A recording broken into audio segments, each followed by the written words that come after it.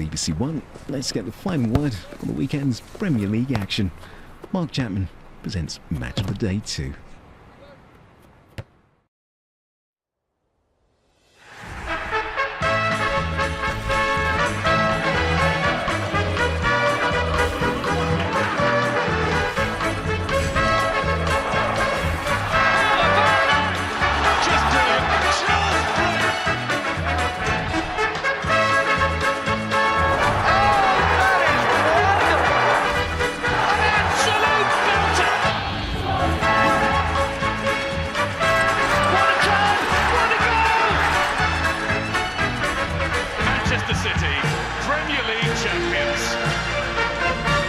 Evening, 2 games on the way, including Manchester United against Liverpool, plus the best of Friday and Saturday's action. And we'll also discuss Claude Puel sacking as Leicester manager. As it's Oscar night, we've rolled out the red carpet for Ruud Gullit and Alan Shearer. Arsenal versus Southampton to come. We start at Old Trafford, though, where Liverpool were facing a very different match. Old Trafford, Manchester United 0, Liverpool 0. It was a game without a lot of highlights, but the problem was we started exactly like we wanted to start, and then the injury crisis started as well, and that's really strange. And I could really see, and especially after then for us, Bobby went down. And thought, what kind of day is that? Wow! Everything that could have gone wrong first half did go wrong, because when you get 3 injuries in that short space of time. 4 injuries. We had to take 3 off, and Rashi, actually, he stayed on. We had to keep him on. Seemed like it was going to be a tough afternoon, but they worked hard. We kept them away. Can't remember Liverpool having a chance, even though they had possession. Can't remember David having to make a save. I think we did deserve to win. I don't think Liverpool created too much against us today, and I think we had the better chances. But, you know, on another day we take them chances, and maybe we'll have took the 3 points. I think obviously it's nice to be back on top. There's not too many games left, but still a long way away, so we've just got to keep going and trying to improve on the performances. I think that's the main thing. We can concentrate on our performances and getting better than we were today, and hopefully that leads to results. I'm going to ask you a really hard question now, and I'm going to give you the option of ducking it. If you had to pick Manchester City or Liverpool to win the league, who'd you pick? Nah, I'm going to duck it, but I think everyone knows who I'd pick. But yeah, no, I'm not going to answer that one. Which I think you can probably understand, really. It says it all about that game that we included all 3 Manchester United substitutions in full in the highlights package. Not a great deal happened. Do you buy Jurgen Klopp implying that those United changes actually put Liverpool off their rhythm as well as losing Firmino? No. Because if you see that the opposition, their best player is getting injured, that will give you a boost. Then we think, oh, there's something to get here. But I didn't see that at all. And you didn't see a Liverpool, really, that you've seen over the last couple of years? Well, when we've sat here, or on a Saturday evening, numerous times over Klopp's time, we've sat and we've praised their energy and their pressing and the way they go after teams and don't let teams play.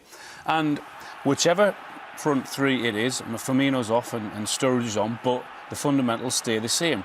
But we didn't see this today. It was, as I said, it was really, really flat. And just have a look at Salah's reaction here. Look, up, head down, oh no, I've got to chase back, I've got to work that little bit harder.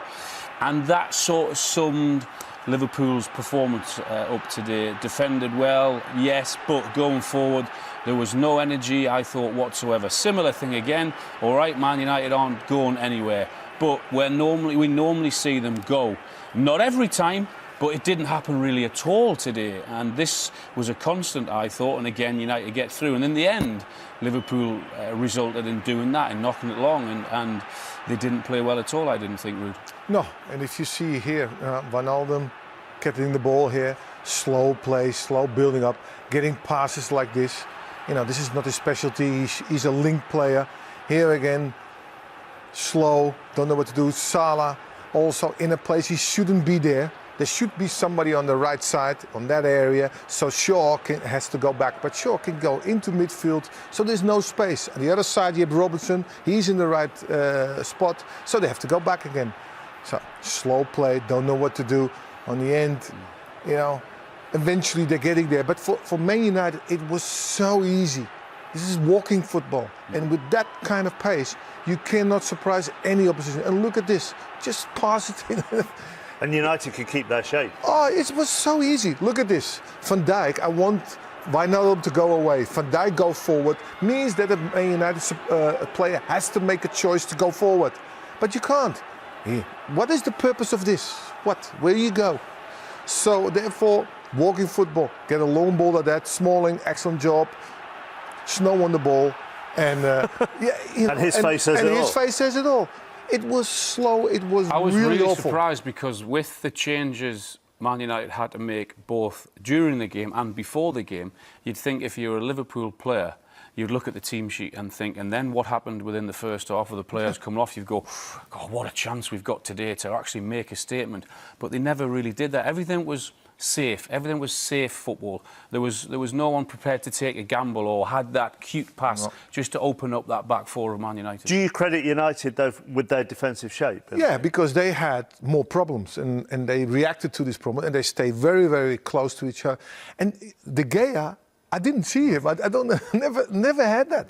And normally the defense of Man United is always under scrutiny, but today they did an excellent job. I feel like we scrutinise a lot of Manchester United players to see how they perform post Mourinho, and a lot of the attention normally goes on midfielders or strikers. Yeah. But Luke Shaw was another one who, if you believe what you hear, had problems with Mourinho, and yet he is another who is flourishing. I thought he was excellent today. It was a very good defensive display from all of them, but I thought he was the standout player. Whatever he was asked to do today, whether it was positioning, whether it was tackling, whether it was running in behind, stopping crosses, he did his job and he did it very, very well. I mentioned running back. Salah's quick, and we know Luke Shaw is, but he just sees him off there and sees the ball out with the ease. We've got him highlighted here just on that left-hand side. And he's just how quick he reacts to stop Liverpool getting forward. He's the first to react, and you're not getting past me. And I thought that was a constant for him all afternoon. His positioning was superb as well, Rudy. Yeah, and he was all the time under control. Didn't just smash the ball away. No, when he had to do the things, he was, look at this, clever. He knows that Salah has to go inside because the defender is on his right side. So he goes on the left side. Here again, heads it down to one of his players. He was totally under control. And this sums it up, look, Salah, with his back to the situation, it's not easy, but at least you can hold the ball, keep the ball. Couldn't do that. And he had him in his pocket, and that's why he was also substituted, Salah.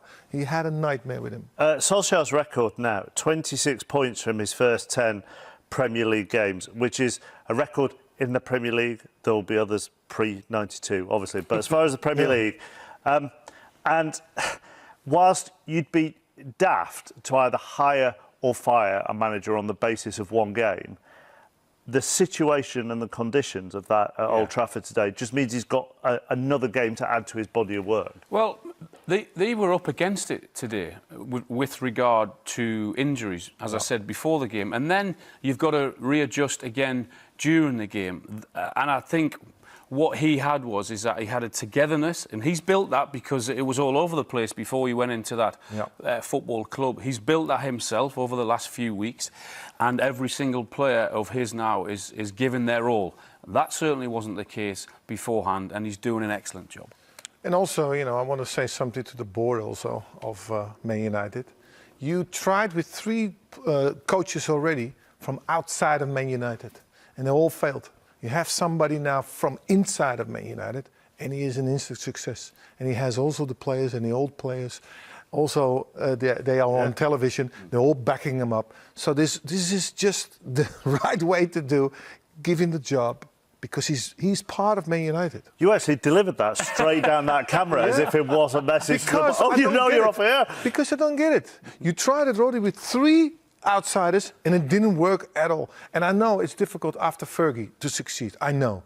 But, now you have somebody who everybody loves, everybody trusts him, he knows the club. All the players also Man United, everybody's happy about that. And so, therefore, give him the job and give him the players that he needs in the end of this, because he's going to do well. He already did with this club, with these players. And I think maybe he needs 3 others, and I think he will do well. Quickly, you've both been involved in title races. Are we at a stage of the season where every result is now going to be an overreaction? Klopp said after us today, we drew, we have a point, it feels like we should have won.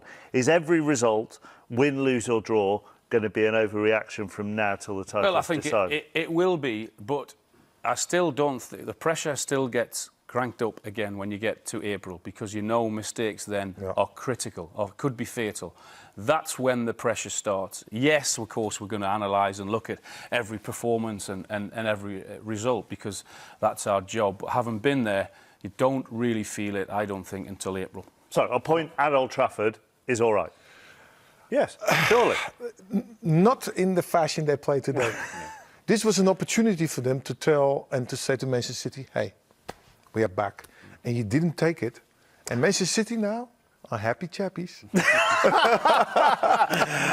To the Emirates, Southampton, who started the day in the bottom three, looking to complete a league double over Arsenal for the first time in 31 years, when a 17-year-old Alan Shearer scored... Did you write this script?